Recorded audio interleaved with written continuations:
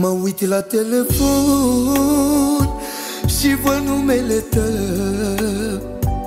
Aș vrea mult să te sun, chiar de îmi face rău.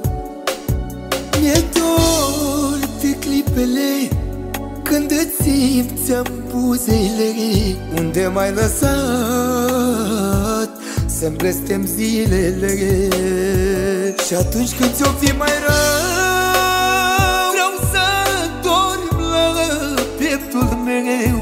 Și atunci când nu ți-e bine, vreau să rămâi lângă mine. Și totuși îmi doresc să fii tu fericită, chiar de mă părăsești și-am inima zdrobită.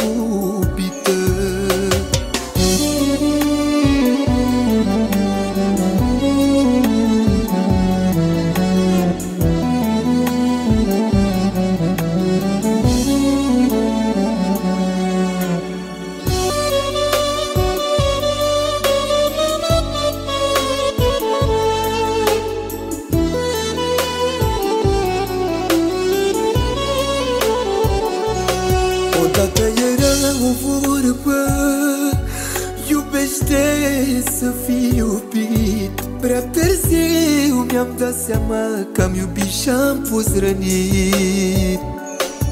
De ce nu m-ai ascultat cât mi-era greu, m-ai lăsat? De ce n-ai avut răbdare? Acum inima te doare. Și atunci când ți-o fi mai rău,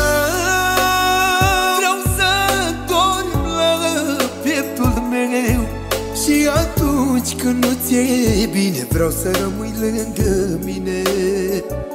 Și totuși îmi doresc să fii tu fericită, chiar de mă părăsești și-am inima zdrobită.